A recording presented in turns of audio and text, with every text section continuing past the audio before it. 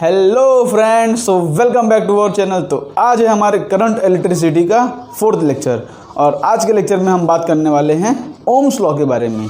तो Ohm's law एक बहुत ही इंपॉर्टेंट टॉपिक है। पहली बात तो ये एनसीईआरटी पॉइंट ऑफ व्यू से भी और कंपटीशन पॉइंट ऑफ व्यू से भी। तो ओम्स लॉ क्या होता है, क्या उसका फॉर्मूला है और कैसे एक दो उसके ऊपर क्वेश्चंस आते हैं और क्या उसके ग्राफ्स हैं, सब कुछ आज के लेक्चर में हम डिस्कस करेंगे। कहाँ कहाँ वो वैलिड है, कहाँ कहाँ वैलिड नहीं है। आपको करना क्या है, आपको नोट्स बनाना है और क्वेश्चंस आए तो उसको पॉज करके ट्राई करना है। तो ठीक है, तो इतने इन्फॉर्मेशन के साथ शुरू करते हैं अपना लेक्चर।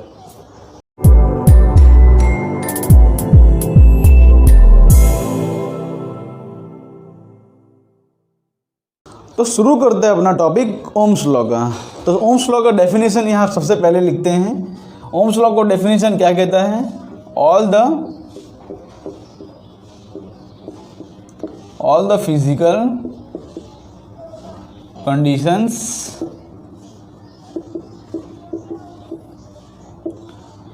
फिजिकल कंडीशन में कौन से कंडीशंस आ जाएंगे, जैसे कि हो गया टेम्परेचर हो गया या प्रेशर हो गया या ह्यूमिडिटी बोल दो, ठीक है, मॉइस्चर होता है उसको ह्यूमिडिटी बोलते हैं, एक्सेट्रा। जो भी फिजिकल कंडीशन होती हैं remaining constant, all the physical condition remaining constant, the potential difference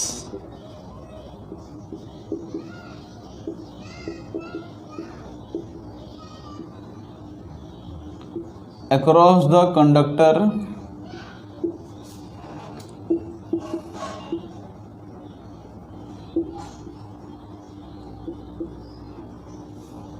is directly proportional to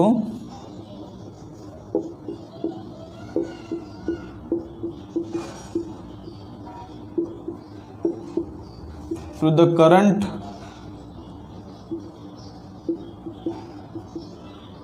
flowing through it।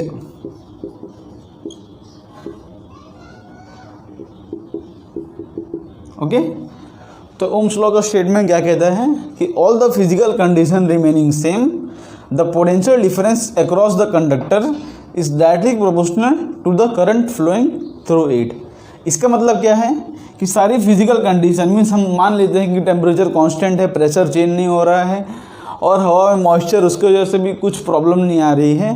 तो ये सारी फिजिकल कंडीशन अगर सेम रहती हैं तो हमारे पास सपोज एक कंडक्टर है, ये सपोज एक कंडक्टर है जिसको सपोज हमने V वोल्टेज के अक्रॉस कनेक्ट किया है। ओके, ये मेरा क्या है, कंडक्टर है, इसको हमने V वोल्टेज के अक्रॉस कनेक्ट किया है। तो इसके अंदर से जो करंट फ्लो करेगा, तो जो ओम्स साइंटिस्ट थे उन्होंने करंट और वोल्टेज का रिलेशन दिया। उन्होंने क्या बोला कि फिजिकल कंडीशन अगर कांस्टेंट हो, the potential difference across the end of the conductor, ये जो V वोल्टेज है ये इसके क्रॉस इसका पोटेंशियल डिफरेंस है, यहाँ 0 है यहाँ V है, तो पोटेंशियल डिफरेंस है V is directly proportional to the current flowing through it. Means potential difference अगर हम V बोल दो उसको, तो V is directly proportional to the current flowing through it.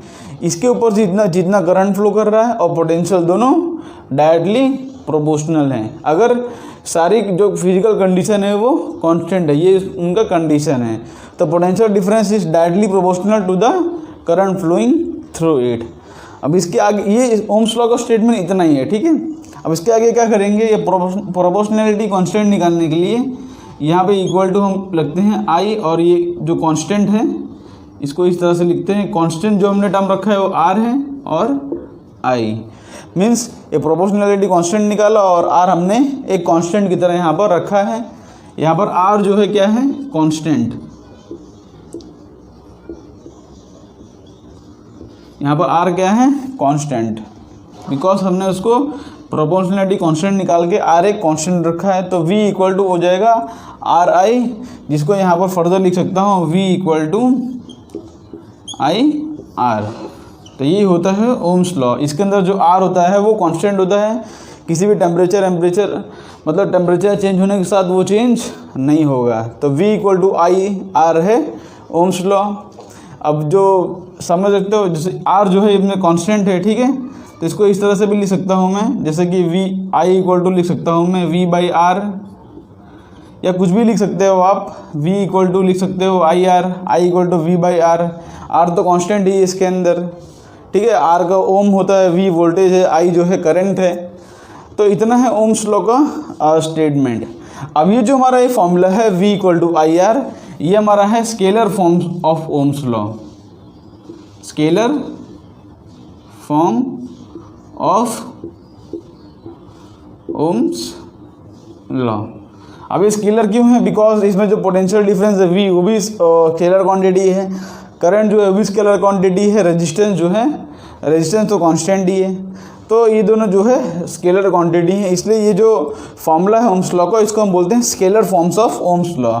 और ये फॉर्मूला आपने 9-10 में भी देखा होगा, लेकिन आज के लेक्चर में हम vector form of Ohm's law भी करेंगे, जो कि आई थिंक तो कंपेरेटिवली इससे ज़्यादा इंपॉर्टेंट है, तो उसको भी आगे करेंगे। तो ये तो फॉर्मूला होता है, इस फॉर्मूला का प्रूफ भी देख लेते हैं हम। तो इसको यहाँ से रफ करके ये जो फॉर्मूला है V equal to I R, इसका छोटा सा प्रूफ देख लेते हैं। वैसे इसका प्रूफ हमने पिछले लेक्चर में शायद किया भी है, लेकिन तो भी इसका हम थोड़ा सा एक बार अंदाज़ा लेके इसका प्रूफ लेते हैं। ओके, तो यहाँ से इसको मैं रफ करता हूँ।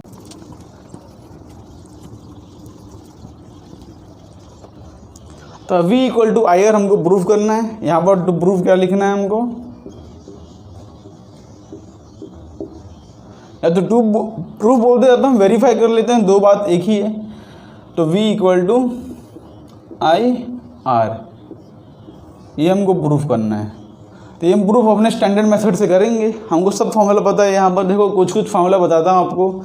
जैसे हमने ड्रिफ्ट वेलोसिटी का फॉर्मूला पढ़ा है, ड्रिफ्ट वेलोसिटी का फॉर्मूला क्या, सॉरी हमने करंट का फॉर्मूला पढ़ा है। यहाँ पर करंट का फॉर्मूला क्या होता है, यहाँ पर I इक्वल टू होता है VD E N और A, ये होता है मेरे करंट का फॉर्मूला। इसके अंदर सारे टर्म्स की मीनिंग आपको बता देता हूँ एक बार।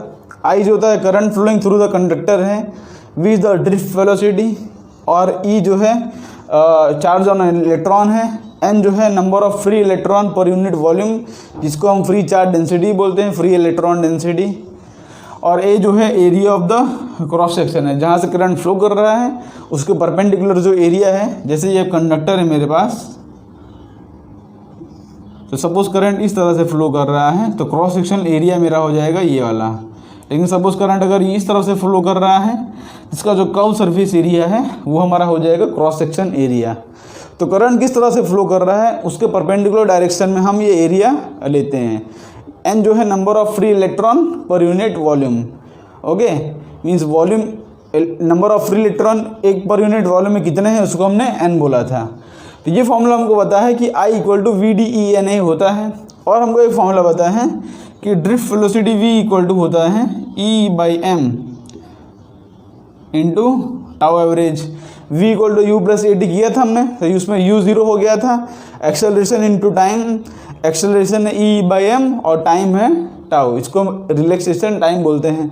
M जो है मास ऑफ द इलेक्ट्रॉन है, E जो है electric field across the conductor है। जैसे मान लेते हैं सपोज ये कंडक्टर है,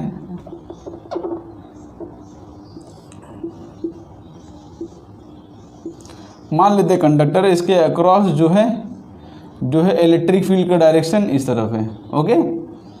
और मान लेते हैं इसका लेंथ जो है L है, और ये एरिया ऑफ क्रॉस सेक्शन ये जो है इसको हमने A माना है, और इसके अक्रॉस पोटेंशियल डिफरेंस है V, और number of free electron density suppose इसके अंदर N है, और चार्ज ऑन द इलेक्ट्रॉन जो है वो E है, ओके। ये सारे टर्म्स हमने लिखे हैं यहाँ पर।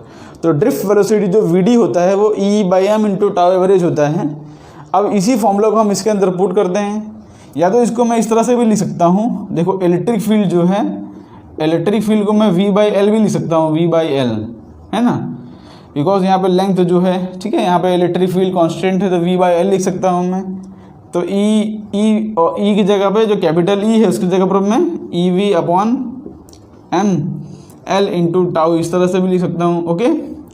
अब ये जो ड्रिफ्ट वेलोसिटी का ये जो फॉर्मूला है इसको इसके अंदर पुट करते हैं, तो I इक्वल टू हो जाएगा यहाँ पर, देखो ड्रिफ्ट वेलोसिटी की जगह ये पुट कर दो, हो जाएगा EV upon ML into tau, और बच रहा है यहाँ पर EN और A। इसको आप 2-3 बार करके प्रैक्टिस कर लो, जिससे कि आपको परफेक्ट स्टेप भी पता चल जाए, फॉर्मूला रटने की ज़रूरत ही ना पड़े, डायरेक्टली आपको पता चल जाए ये एक्सेलरेशन है, ये टाइम है। हमने यहाँ पर इसको V/L रखा था, इस तरह से हम डिराइव किया था। ओके, इसको आप 2-3 बार प्रैक्टिस कर लिया करो। उसके बाद देखो जो टर्म्स हैं वो एक साथ आ जाएंगे, NE² tau A upon ML, और यहाँ पर बच रहा है V। ओके, यहाँ पर बच रहा है V। ये जो सारे कांस्टेंट टर्म है इसको इस तरफ ले जाता हूँ, तो क्या हो जाएगा, V इक्वल टू हो जाएगा ML upon NE² tau A upon into I।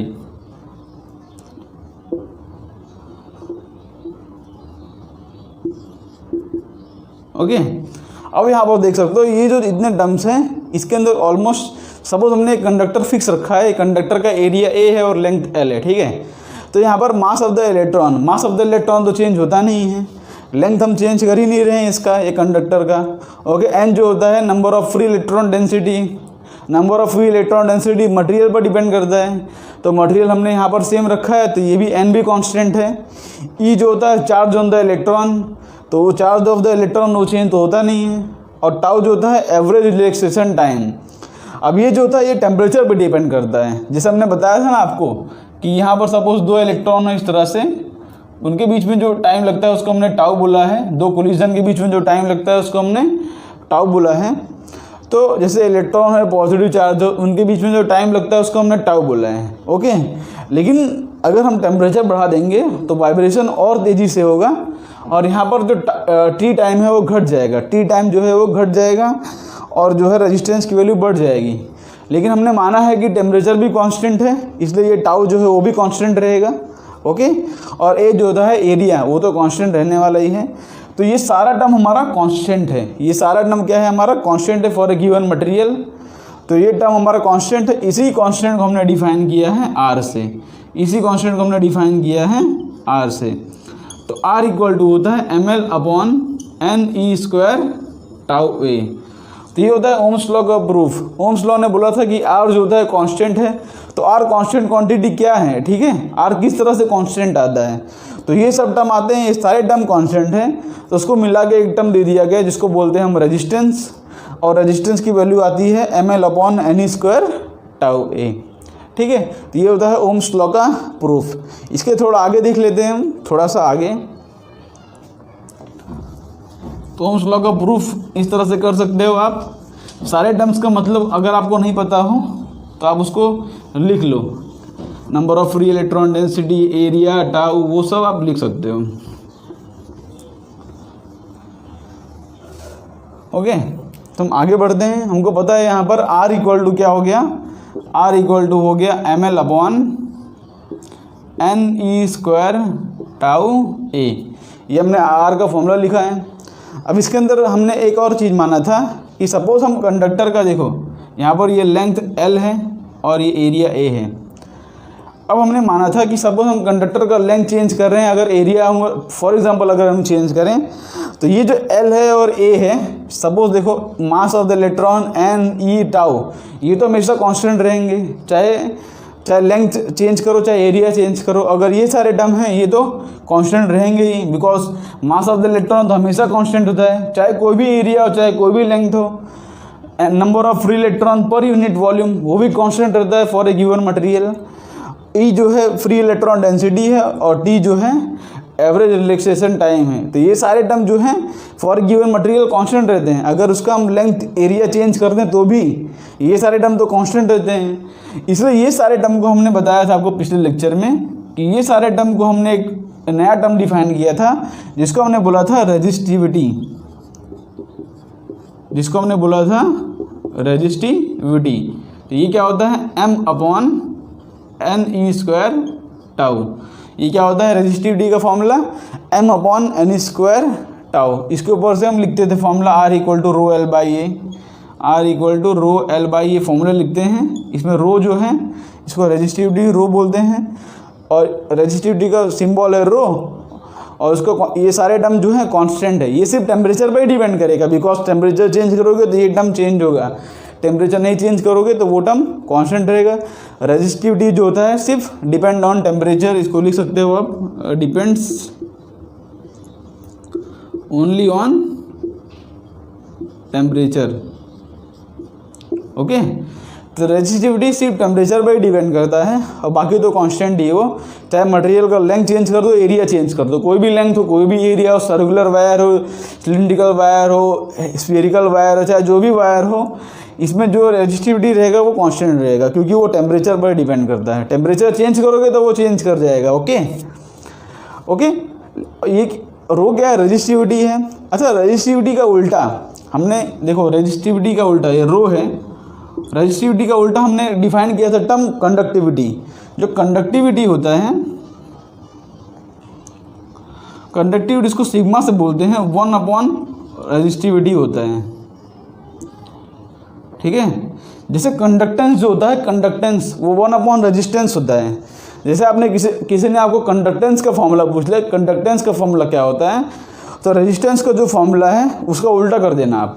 जैसे कंडक्टेंस का फॉर्मूला क्या हो जाएगा, यहाँ पर लिख देता हूँ, conductance is 1 resistance.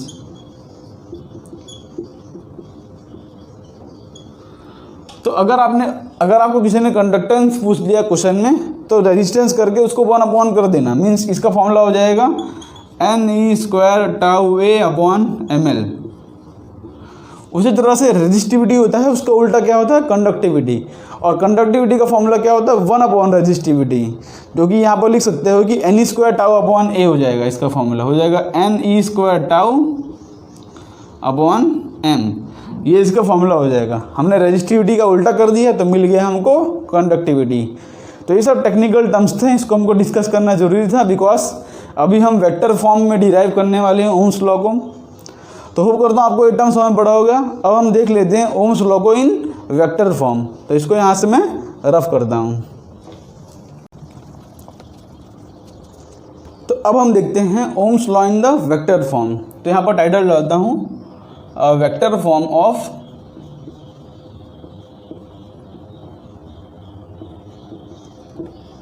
Ohm's law. तो स्केलर फॉर्म क्या होता है, V = IR, ये होता है स्केलर फॉर्म, ये तो आपको सबको पता होगा। अब इसका वेक्टर फॉर्म देखते हैं। तो वेक्टर फॉर्म किस तरह से देखेंगे, पहली बात तो ये समझते हैं। हमने करंट का वेक्टर हमने पढ़ा था, हमको यार हमने बताया था, हमने आपको सेकंड लेक्चर आपने नहीं देखा होगा, आप देख लो जाके, जिसमें हमने बात की थी करंट डेंसिटी के बारे में। तो करंट डेंसिटी हमने बताया था कि करंट जो होता है स्केलर क्वांटिटी होता है, इसलिए हमको उसके टर्म में कोई वेक्टर क्वांटिटी चाहिए था, तो हमने करंट डेंसिटी टर्म डिफाइन किया था, जिसको हमने क्या बोला था, जे क्या होता है, करंट डेंसिटी।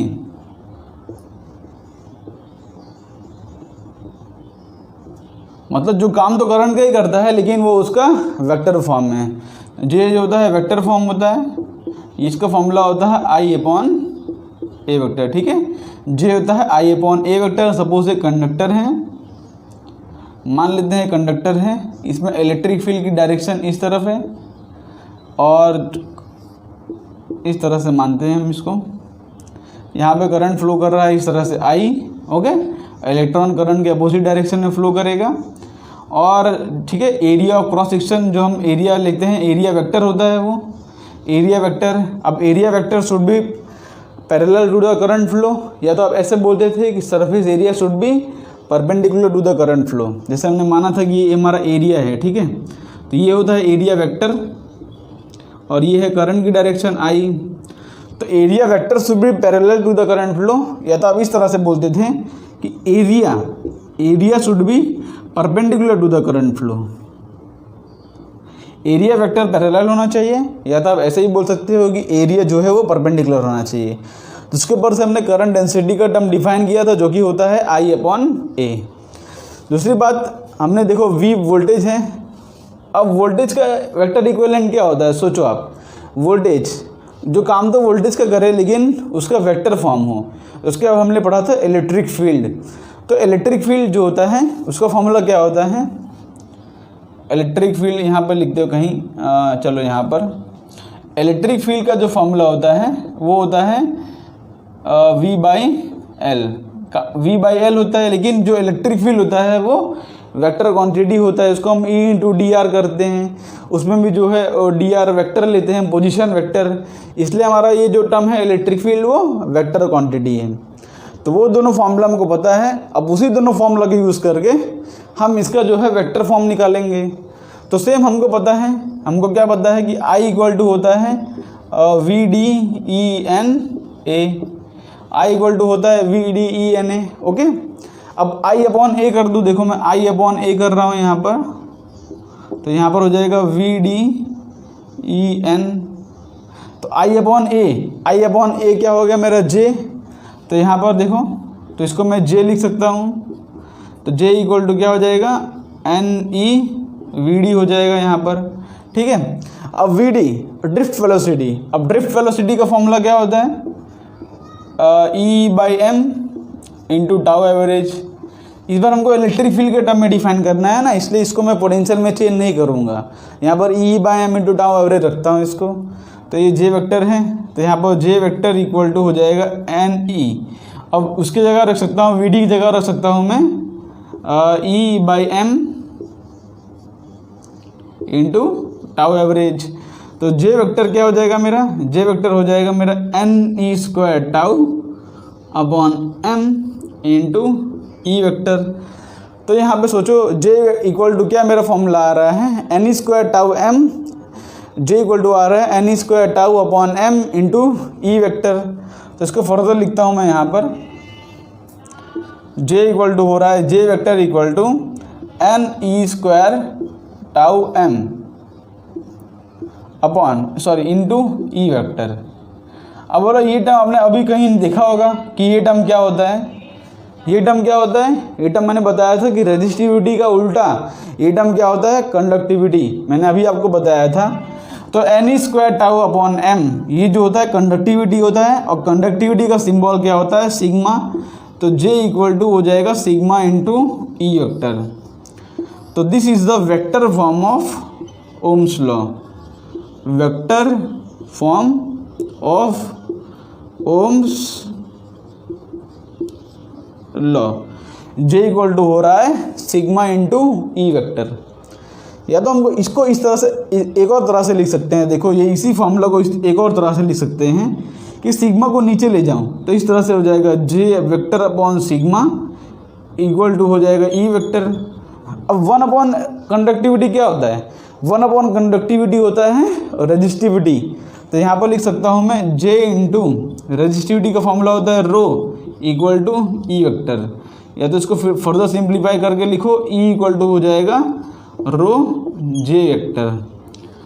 तो ये दोनों फॉर्मूला सेम ही है, खाली हमने इसको घुमा फिरा के लिख दिया है। तो ये होता है J इक्वल टू सिग्मा ही, ये होता है E equal to rho J। आप दोनों फॉर्मूला याद रख सकते हो। अच्छा, इसका याद रखने का भी एक ट्रिक होता है, इसको याद रखने का ट्रिक हम देख लेते हैं एक बार। पहले फॉर्मूला नोट कर लो कि J होता है करंट डेंसिटी, J जो है वो भी वेक्टर क्वांटिटी है, इलेक्ट्रिक फील्ड जो है वो भी वेक्टर क्वांटिटी है। अच्छा, हमने यहाँ पर इसको वेक्टर साइन लगा दिया है, इसका मतलब कि ऐसे ही थोड़ी हम वेक्टर साइन लगा सकते हैं यहाँ पर ये वेक्टर ये वेक्टर।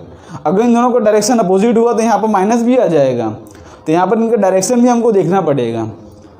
तो उसके लिए हम यहाँ पर डायग्राम में आते हैं। देखो ये है मेरा इलेक्ट्रिक फील्ड का डायरेक्शन, और देखो करंट यहाँ पर इस तरह से फ्लो कर रहा है, पॉजिटिव चार्ज से निकलेगा प्लस चार्ज, तो यहाँ पर करंट फ्लो करता है इस तरफ। इलेक्ट्रिक फील्ड के अपोजिट इलेक्ट्रॉन फ्लो करता है, और इलेक्ट्रॉन के अपोजिट फ्लो करता है करंट। तो ये है मेरा करंट का डायरेक्शन I। और हमने आपको बताया था कि जो करंट डेंसिटी होता है उसका भी direction same as the direction of current होता है। तो यहाँ पर देख लो ये हो जाएगा मेरा J का डायरेक्शन।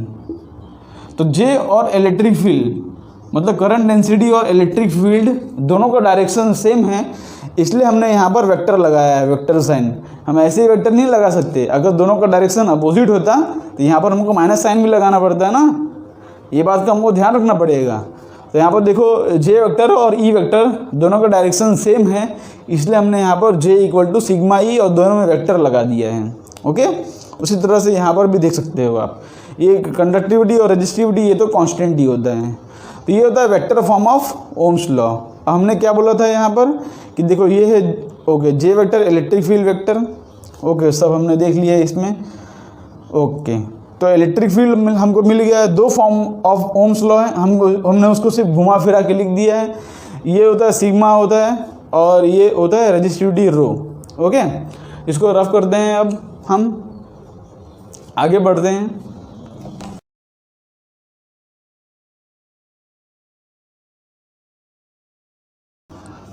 ओके, हमको फॉर्मूला क्या पता है यहाँ पर कि V इक्वल टू होता है IR, ये हमारा स्केलर फॉर्म है, एक बार सिर्फ समराइज कर दे रहा हूँ। और E इक्वल टू होता है रो J वेक्टर, और होता है हमारा फॉर्मूला J इक्वल टू होता है सिग्मा E, ये हमारा फॉर्मूला है। अब इसको याद किस तरह से किया जाए, इसको याद इस तरह से करते हैं कि हमको फॉर्मूला पता है V इक्वल टू IR, तो यहाँ पे V का वेक्टर फॉर्म क्या होता है, इलेक्ट्रिक फील्ड, ठीक है, V इक्वल टू E/L होता है। सिर्फ याद रखने का ट्रिक है, इसमें कोई लॉजिक नहीं है। तो V इक्वल टू होता है, इसका वेक्टर फॉर्म होता है इलेक्ट्रिक फील्ड, करंट का वेक्टर फॉर्म हो जाएगा करंट डेंसिटी, और रेजिस्टेंस का रेजिस्टिविटी हम लिख देते हैं। तो इस तरह से आप ये वाला फॉर्मूला याद रख सकते हो कि E इक्वल टू हो जाएगा रो इंटू J, इस तरह से फॉर्मूला याद रख सकते हो। और J को नीचे ले जाके अब ये फॉर्मूला भी उसी तरह से लिख सकते हो, ठीक है जी। इस तरह से इसको याद रख सकते हो कि पोटेंशियल का वेक्टर फॉर्म होता है इलेक्ट्रिक फील्ड, करंट का वेक्टर फॉर्म होता है करंट डेंसिटी, और रेजिस्टेंस का जो होता है सिंबल उसको हमने चेंज करके लिख दिया है यहाँ पर रेजिस्टिविटी। सिर्फ याद रखने का ट्रिक है। तो इस तरह से आप ये फॉर्मूला को याद रख सकते हो।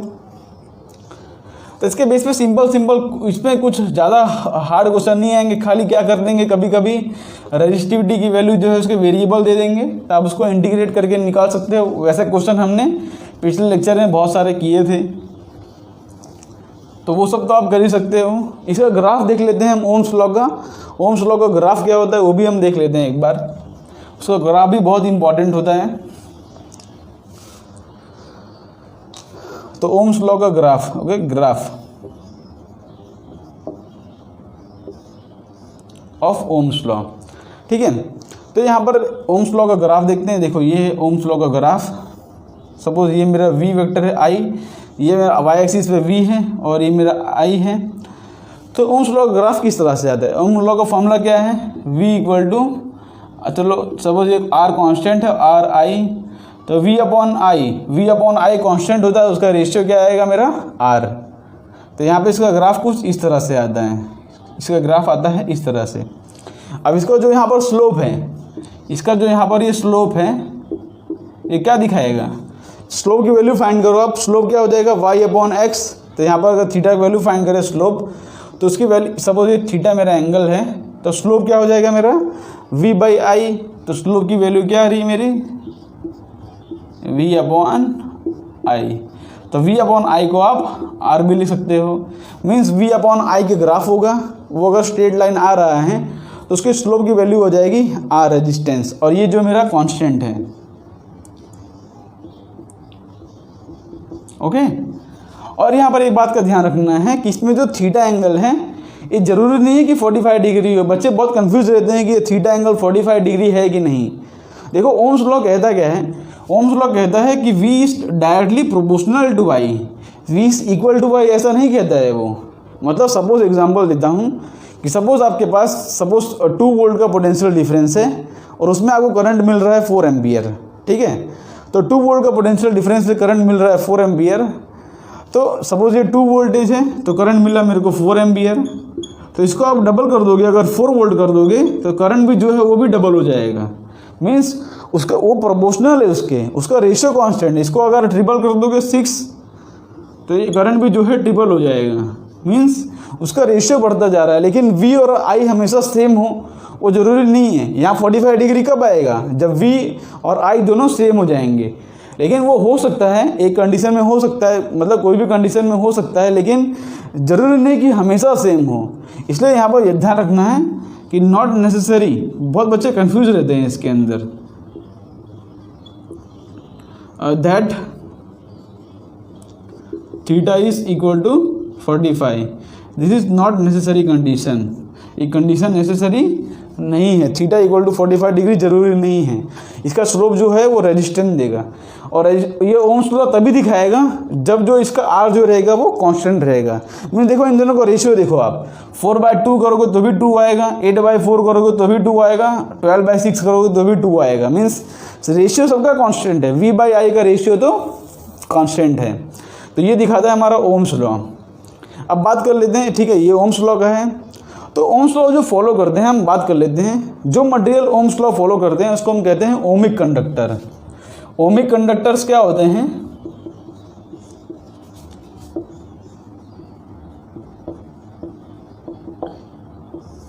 ओमिक कंडक्टर्स, एक ग्राफ तो आपने देख लिया जो ओम्स लॉ के होते हैं।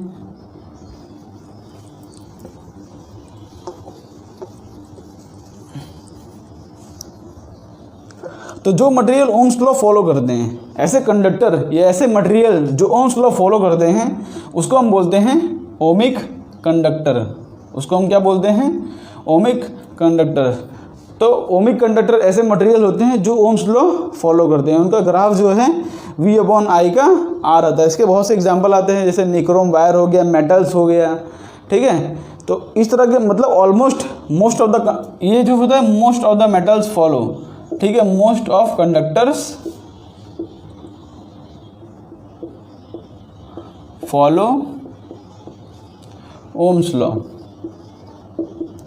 हमारे ज़्यादातर मेटल जो होते हैं या ज़्यादातर कंडक्टर जो होते हैं वो ओम्स लॉ तो फॉलो करते ही हैं। मीन्स ऑलमोस्ट मतलब 80 to 90% मटेरियल जो होते हैं वो ओम्स लॉ फॉलो करते हैं। इसलिए हम ओम्स लॉ पढ़ते हैं, क्योंकि वो ज़्यादातर मटेरियल्स पे वैलिड होता है।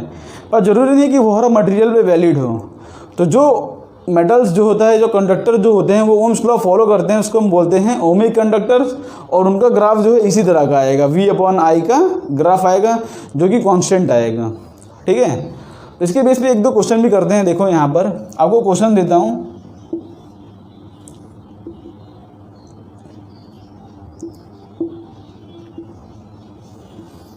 बहुत ही सोच समझ के आंसर देना, बहुत ही सोच समझ के आंसर देना।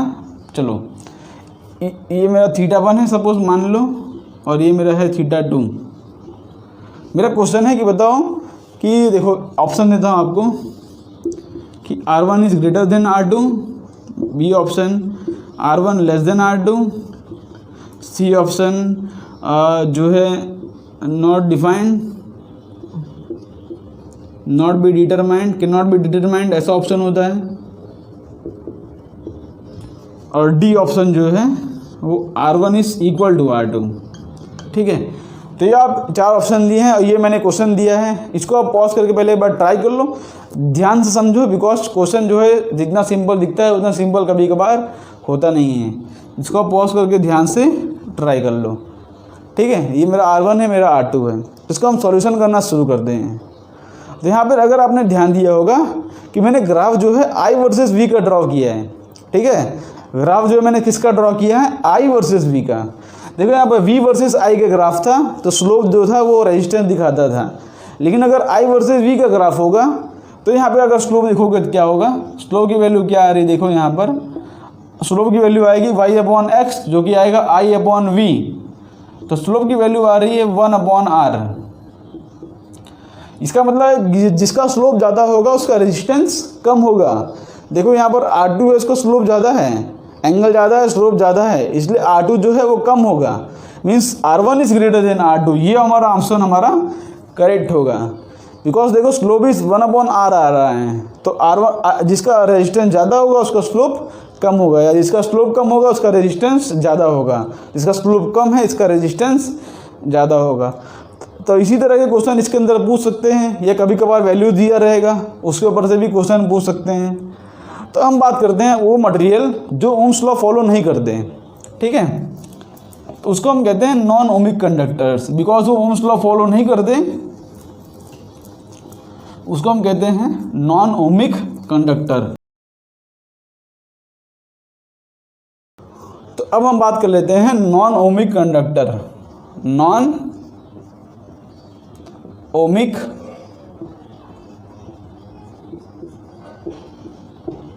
conductors। तो non ohmic conductors the materials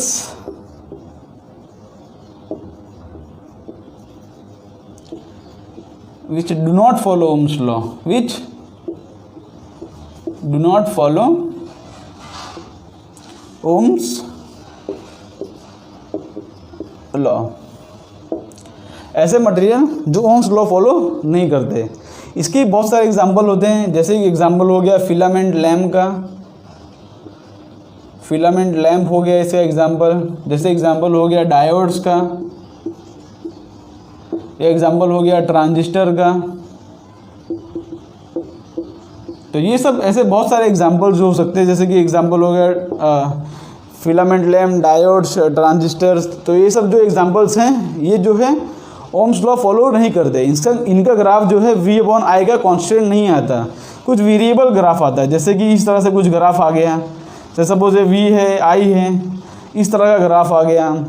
तो एक बार इनके ग्राफ भी देख लेते हैं, क्या क्या इनके ग्राफ दिखाते हैं, बिकॉज क्या पता कभी डायरेक्टली क्वेश्चन आ जाए। तो फिलामेंट लैम्प का ग्राफ देख लेते हैं, और जनरली जो है इनका ग्राफ जो है I वर्सेस V का होता है।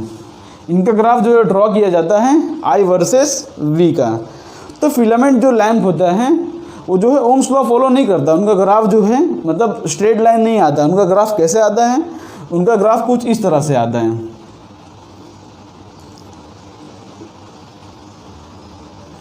कुछ इस तरह से ग्राफ आता है। मीन्स देखो पहले स्टार्टिंग में तो थोड़ा थोड़ा ओम्स लॉ फॉलो कर रहे हैं, लेकिन एक ऐसी कंडीशन आ जा रही है यहाँ पर कि देखो आप वोल्टेज चाहे जितना बढ़ाओ, वोल्टेज चाहे जितना बढ़ाओ, लेकिन करंट बढ़ नहीं रहा है। ये होता है फिलामेंट लैम्प का ग्राफ जो कि ओम्स लॉ फॉलो नहीं करता। यहाँ पर उस वोल्टेज बढ़ा रहा है लेकिन करंट बढ़ नहीं रहा है, तो V is not proportional to I। यहाँ पर V is not proportional to I, proportionality हट गया, इसलिए जो है ये ओम्स लॉ फॉलो नहीं करता। ये फिलामेंट लैम्प का एग्जाम्पल होता है। और देखा होगा आपने लैम्प कि जो है वोल्टेज चाहे जितना बढ़ाओ, लेकिन एक जब उसका ब्राइटनेस फिक्स हो जाता है तो उससे ज़्यादा ब्राइट वो नहीं होता, उससे ज़्यादा करंट उसके अंदर फ्लो नहीं करता। उसी तरह से डायोड्स का एग्जांपल देख लेते हैं। डायोड्स का ग्राफ कुछ इस तरह से होता है।